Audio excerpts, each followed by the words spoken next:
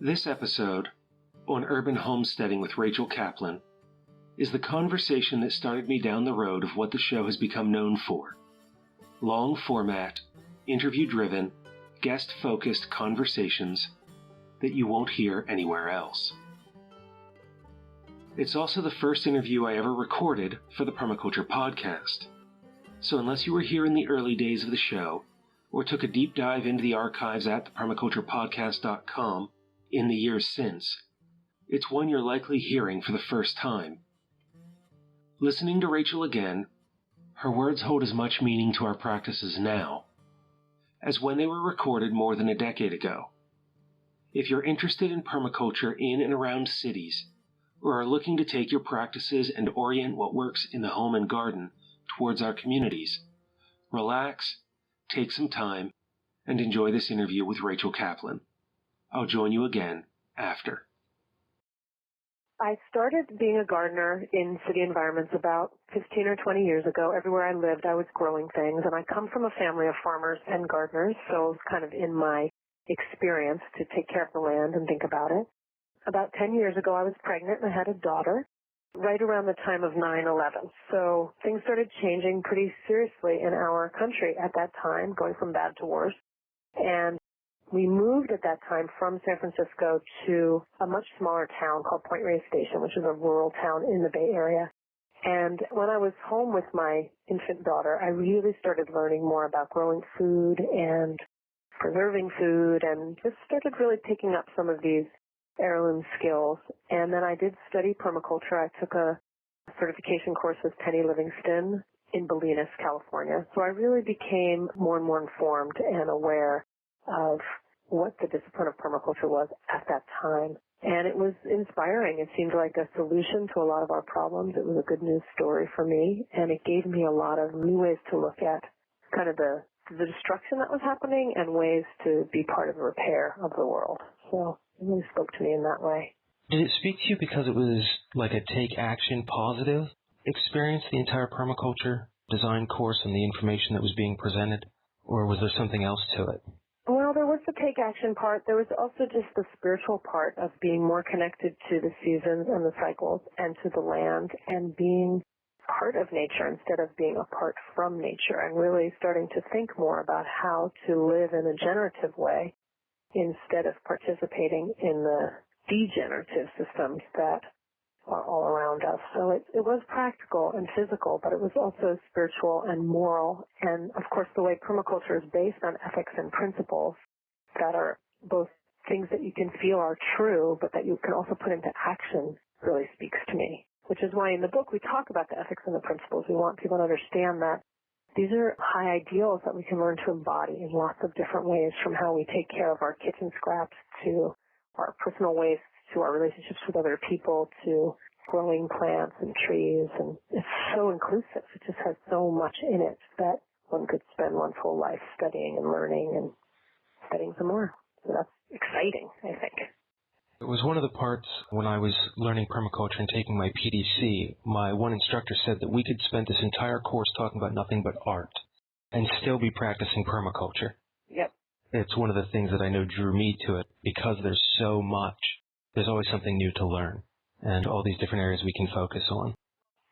Well, and Ruby and I come from a background as community-based artists. Ruby ran a beautiful puppeteering company called Wiseful Puppet Intervention, which was an environmental justice puppet company, really, and did a lot of beautiful political action. And I was also a director and a dancer and a performing artist and started doing large-scale events and happenings with big groups of people. So we really come from this community-based activist background, and both of us got a little burned out in the art world itself and started feeling like we were speaking to the same people over and over, the same messages, and we got a little bit worn down. And so there was some stuff in permaculture and sort of following some of our interests in other things like botany and herbal medicine making and growing and, you know, a whole host of other studies that really led us towards permaculture and towards understanding the way all these things connect in the bigger picture. So, yeah, art is part of it and healing is part of it. We both also have backgrounds as body-centered healers, somatic practitioners, and so there's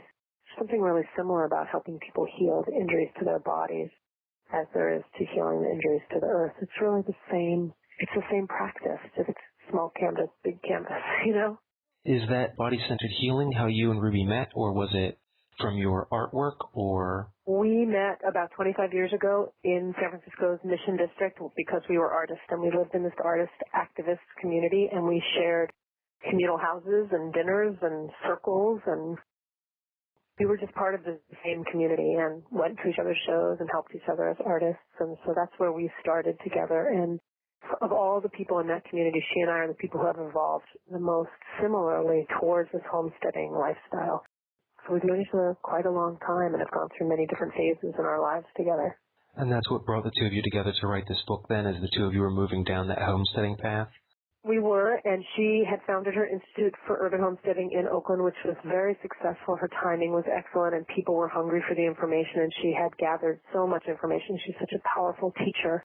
And I called her and said, hey, do you want to write a book about this with me? And she's like, oh, I really don't. But there's all these publishing houses that had already approached her to say, would you write a book about this? Because she had gotten just so much attention for what she was doing. So together we decided to talk to the publishing houses and see if any of the options they had made any sense for us. And one of them did, and we eventually chose to work with that publishing house. And as time went on, it got clear that it was really important for me to write the book and for Ruby to be responsible for the images, that was really the best alignment of our skills and our desires. And so that's how we did it.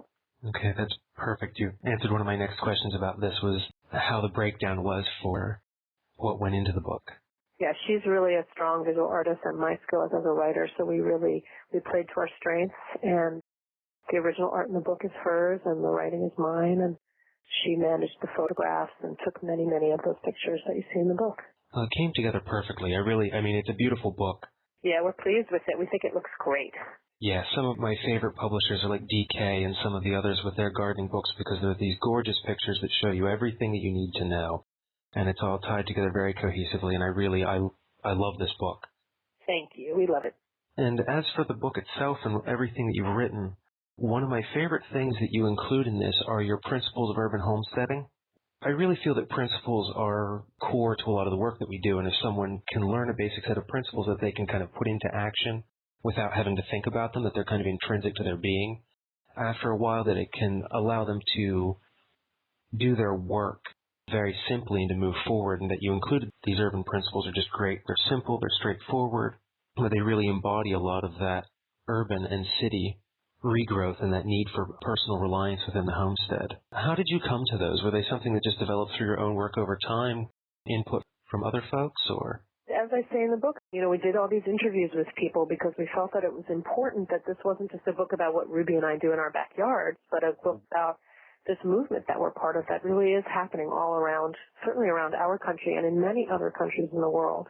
And in talking to people, we saw that there were a lot of different themes that kept coming up. So of simplification and using less and sharing more and belonging to our place and doing it ourselves. And as I was writing, I was like, this keeps coming up over and over again. And these are things that are values that we share. They're, again, back to like the permaculture principles, they're moral and ethical values that can help us really know if we're making a decision, even in small things in our lives, that really aligns with these values that we have. So the value of consuming less and using less and recycling more, that can show up in so many places in our lives, from where we do and don't spend money and where we make things ourselves or make do with what we have or repurpose something.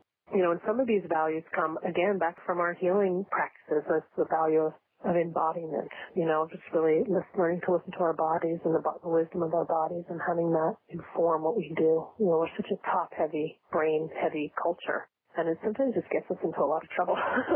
But we're not aligned between our head and our hearts. And a lot of other people were just doing this. It was intuitive. It wasn't like I sat down and said, do you follow these principles? It just seemed from watching people and talking to them that this was what was happening. As you're observing and interacting with these folks, these patterns continue to arise. Absolutely. In all different ways. And when it came to the people who you interviewed, because that's one of the really nice portions of the book also, I think, because it shows the readers and people who are involved in this kind of work that there are other people who are succeeding, and not just in growing food on their own homestead, but also when it comes to social justice, healing the community with a lot of the different outreach programs, if you will, that folks are doing. And how did you come about finding the people who you interviewed to include?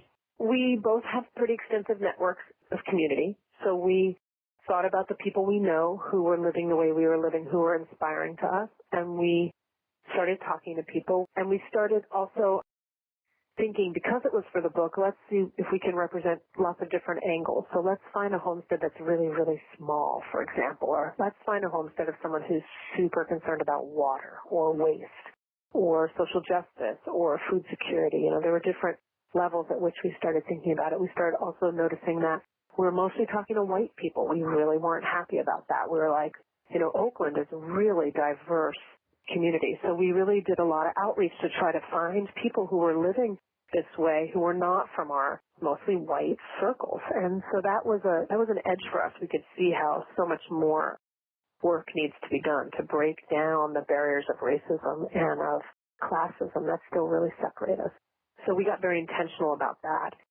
And then some of it was just serendipity. I was at a gathering for a sustainability organization I work for in Sonoma County, and these people started talking to me, and they had started this organization where they were educating young men who were like former gang members into skills for the green economy, and basically removing them from the juvenile justice system to teach them how to be part of the repair of the world. And I was like, you people are superheroes. Can I interview you for the book? So things like that would happen. It's just these great chance meetings with people who are doing beautiful work, which seemed to be, again, wholly aligned with the principles that we were talking about and the values, and just this big work of earth repair that I feel is what the book is about, really.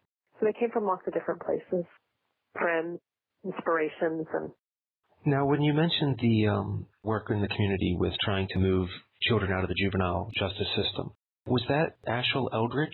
He is one of the people who's definitely working in communities of color and really helping motivate people in Oakland to hook into the transition movement and to really talk about transition in ways that actually make sense in Oakland. I think there's a great quote. He said, a few years ago, I connected with the transition movement and found it powerful and wanted to acclimate it to the culture in Oakland, but parts of the green movement are alien to the African-American community of Oakland. Some of our folks aren't even sure if they belong to the old economy, much less to the new one, he said.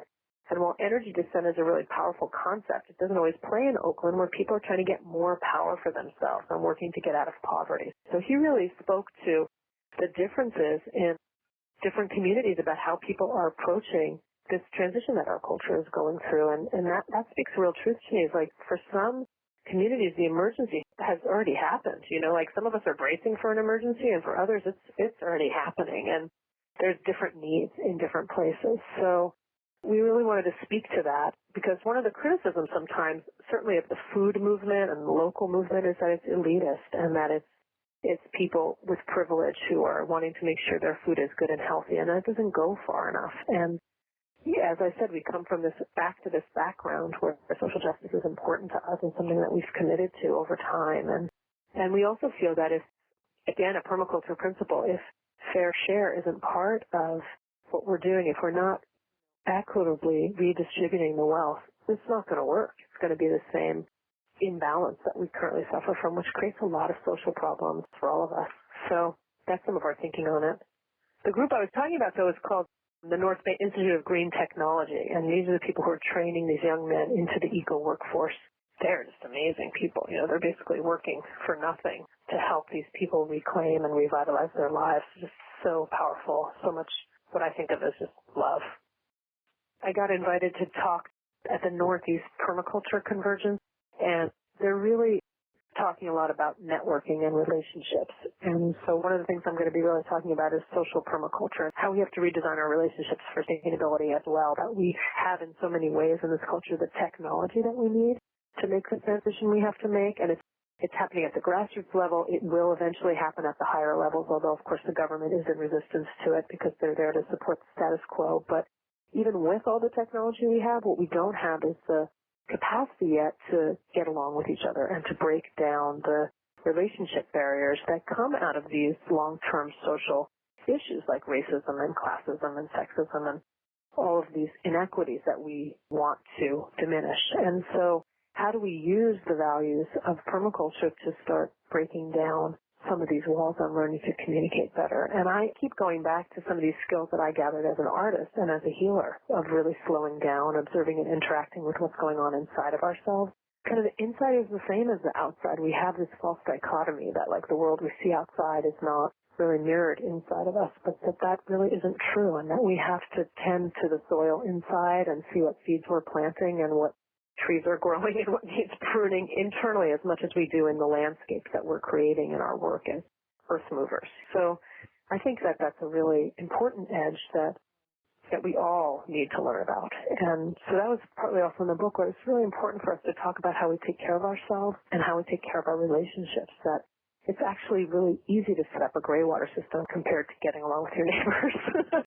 It's really easy to grow vegetables, but it's not that easy to make inroads into communities that have historically been at odds with each other, where there's a lot of suspicion or injury. So I think that's where we really have a big work as people who care about the world, is like how to really tend to our relations. I think that's how we extended the conversation in the book. Like a lot, we talk about conserving energy, but we don't talk about conserving our own energy. It's a good way to use our own energy. And a lot of these conversations really for the last 30 years of permaculture have been about the physical. How do we build this permanent agriculture? And a lot of the conversations, that idea of like the zone 0, the self, and some of these other conversations. But I think it's the first thing that I really saw that moved us past just the groundwork was Rob Hopkins' transition movement. Even though the conversation about permanent culture has been around for, I would say, 10 or 15 years from my readings, it hasn't really seemed to have come to the forefront until people have really started to communicate all these different ideas and what they're learning in their own regions. As we've taken the indigenous ideas of agriculture and integrated them into permaculture, now we're learning almost these indigenous social structures and ways of resolving conflicts and other issues, and now we're sharing that information, and that's really starting to grow and build. Was your story the one about stealing the chicken? Yeah. I just thought that it was an adorable, poignant little story because I know my neighbor has an outdoor cat that comes onto our property and threatens some of the birds and other things, and I'm like, it has a role here. I just talked to it. We'll see what we can do. Yeah, I felt like it was important for me to acknowledge that I was as out of hand as everybody else. If I'm going to be sitting and saying, well, we need to do this and this, I need to be part of that conversation as well. Absolutely.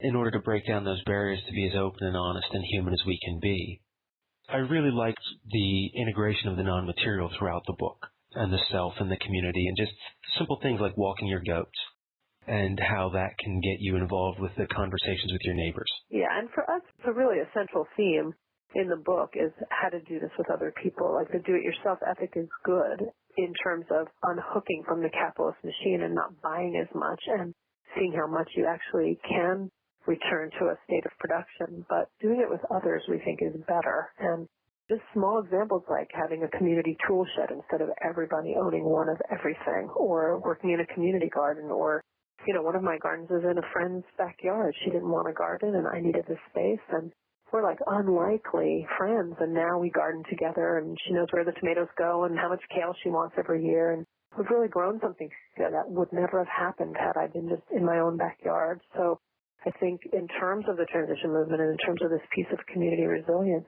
it really does include generating better relationships with the people you live around. It's not just getting into a relationship with the plants and the animals that live in your place. It's the people you share your place with. And in cities, that's the biggest resource is human beings. We have a lot of people in cities, and no one's going to get to be self-sufficient in a city. It's not possible. It's nothing to even seek. We have to learn how to source things from lots of different places and with lots of different people, and how to share. So for us, that's one of the most specific to the urban environment thing. You know, it's like in a rural environment, you could potentially become self-sufficient if that was a goal, but not in a city. It's not how it's going to happen.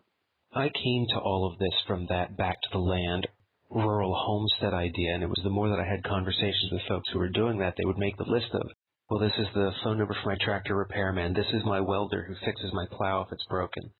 And realizing how many skills I would need and how many lifetimes it would take to build all that knowledge. There is a wealth of information among people in cities. And even though we love the book and we want people to learn from it, we really advocate that people find teachers. You know, there's a lot of really interesting and interested people who want to share what they know. And It's easy now to find a class in canning and fermenting or beekeeping or welding or a lot of these things. Like, people have this knowledge and they want to share it, and people love to show each other where to gather mushrooms and how to grow them. And, there's just so much information you can learn from people who gather the information before you. It's wonderful to have a teacher. Was it learning from all those folks why you included all the projects that you did to give some people some jumping off points and some simple things that they could start with?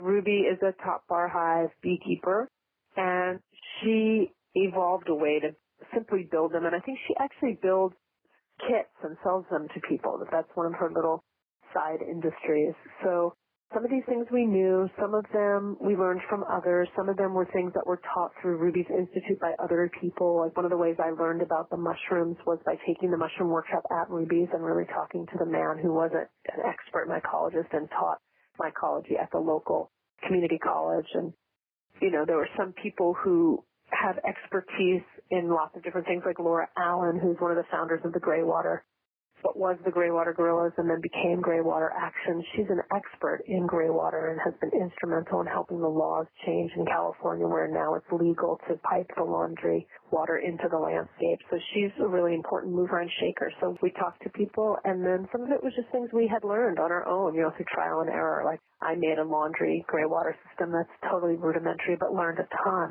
just by doing it, how to do it and how the water worked and how it worked for me in my backyard. And so that was how we did it. And some of them were just things, well, I have a cold frame, or I have a worm bin, or everyone has to know how to do compost, or here's how to start plants from seeds and how to take care of them until you get the fruit. Some of those seemed so basic to how we were living that we just had to include them. It really makes the book a nice introduction to both permaculture, urban homesteading. You have all these nice projects if someone wants to just take one chapter and do beekeeping or want to learn to ferment. And it's approachable throughout, which I really, really like, because a lot of books like this can become kind of technical or one-sided in a conversation. It just keeps going and going. You're like, you lost me 3 pages ago. Well, in some ways, every single topic could be the subject of volumes, and they are. Like, we refer people to Brad Lancaster and Art Ludwig, who we think of as the graywater and rainwater gurus of the West, and we say, if you really want to go in depth on these subjects, go get these books, because then you'll get a book that's just totally about how to deal with water in the landscape. So, our book would have been huge. It would have been 12 volumes, you know what I mean? Growing herbs and turning them into medicine. That's, of course, volumes and volumes. That's a beautiful life study. So what we hoped was that people would see what they were inspired by or what piece of this they wanted to pick up. And that was another thing we said is everybody's not going to do all of this.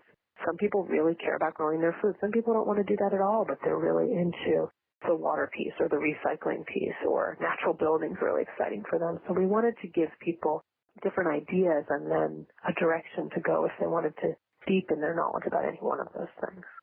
And, that's what happens in the permaculture certifications, right? We learn a lot about a lot of things, and then to really become more masterful at them, we need to study more about, say, natural building or catching water in the landscape or whatever it is that we're really motivated to learn about. Use that kind of as a jumping off point then to decide what your specialty is going to be, whether it's teaching or designing or building. Exactly. We wanted to speak to people who already knew some things about this, but also people who didn't, So our little primer of permaculture, it's very basic. It's very much like where you would begin to start thinking about these ideas. And of course, we know permaculture is this beautiful, vast, lifelong project to understand all these things and to learn to think like a forest and to study the forest ecology and how we start being part of nature. But we really want to encourage people to start where they are and to start small and to not imagine that they have to do all this or that they have to do all this quickly. So even though we're in an urgent time where things need to change for all of us and are changing, we really advocate taking small steps and taking measured steps. And I was just talking with a woman today and looking at her property with her, and she has a lot of land, and she has more money than time right now. She imagines what's coming down the pike culturally, and she's like, I want to set myself up. I want it to be better for me and my family here. And I'm like, get your water situation underhand and think about using that acre and a half. It's like her zone 6. I'm like, maybe you want to put up a yurt and invite someone to farm that land. Maybe you want to make community where you live. Like, these are like down the road kind of projects. So just a way of thinking, like, step by step, how do we get to the kind of change that we want to see? But it doesn't happen all at once. It's something that I remind folks all the time is, use your concepts of zones. Find what's important to you and just start with something. Yeah, absolutely. Even if it's just to conserve energy, you take one day and you go through and you change all your light bulbs. It's take that first step. Don't feel overwhelmed by it. The organization I work for is called Daily Acts, and the little tagline is because every action matters. And, it's hard for us sometimes to think that the little things that we do actually make a difference, but they really do add up, and they really do have effects. They ripple outwards and affect other people. And this is a true grassroots movement of cultural change. This is people really trying to be the change that we need to see. It's about not waiting around for government to make changes, because that would be clearly suicidal. And step by step going towards what we want to see. And this is the way all great changes have happened in our country. Every single one has come from grassroots social movements and of people stepping up and saying, this is how we need it to be. That's how the labor movement started and the civil rights movement started and the ecology movement started, the feminist movement. All of it is like from people standing up and saying, this is how we're going to do this now. So we can get very cynical, I think, that, my little light bulb doesn't matter when Exxon is dumping oil into the water. And in some ways it's true, and in other ways it's just not the way to think. We have to imagine ourselves as powerful. We have a lot of division in the news and everything else when we start talking about the left and the right and divisive politics and everything else. But when I get out there and I'm just talking to people, whether we agree on our politics or not, when we sit down and talk about the impact that something like permaculture or just gardening can have, all those kinds of walls start to disappear. And it's like, so. They do. People on both sides of the political divide are interested in the same things, for sure. Having the conversations between us is complicated sometimes because of how divisive things have become, but I think that that's also sometimes a function of the media and not so much how people actually feel. People mostly want the same things. They want to have good, healthy food and safe places to live and good education for their children and a place to play and worship freely, and pretty much that's what people want. We may not all agree on how to get there, but we agree on what we want. It seems to be the case, yeah. If there's one thing that you would recommend to someone just beginning, what would it be? I always think that people should start with something that they love. So if you love the idea of growing food, that's where you should start. If you love the idea of designing a house out of natural materials, that's where you should start. You should check in about what you love and what you care about. And there's lots of simple projects in every realm. So, start with what you love. And that was Rachel Kaplan. You can find Rachel and her current work, Ecosomatic Action, at ecosomaticaction.com. Rachel's book, Urban Homesteading, remains one of my favorites to recommend for anyone seeking practical advice to move from an idea to a plan and from a plan into action without needing many resources or acres and acres of space to implement. You can find and pick up a copy of that book today at urban-homesteading.org. All these years later, I find Rachel's message filled with joy and hope for what we can do now and how the actions we take each day can ripple out into the future, that we are capable, powerful, and able to create amazing lives and a more beautiful world. In this conversation, I also hear the seeds of where my exploration of permaculture would go over the years, looking at permaculture from the inside out, where our transformation and design begins with and within ourselves, expanding my breadth of understanding about permaculture to look at other aspects, such as the social, entrepreneurial, or community basis for design, taking David Holmgren's principle, observe and interact, and using that to look at how we can take community-oriented action to do something every day that changes the world. Is there anything that speaks to you from this conversation with Rachel? Is there someone in your life who expanded your understanding of what permaculture is or could be? This conversation with Rachel isn't the only one that can be hard to find. There are nearly 200 more, which can mostly be found at thepermaculturepodcast.com. I'll be revisiting my favorites in the future and taking everything I've learned since these were originally released back in 2011, 12, and 13, and remastering them for re-release. If there are any episodes you recall that you'd like me to treat in this way so you can hear them again as if it were the first time, let me know. You can do so by leaving a comment in the show notes, or by getting in touch with me directly. If you're a patron, you can send me a direct message on that platform. If you're not a patron, visit thepermaculturepodcast.com, click on Contact, and fill out that form to let me know what's on your mind. While you're there, take some time to see what else you haven't heard from the archives. Until the next time, revisit old lessons with fresh ears and new eyes while taking care of Earth, yourself, and each other.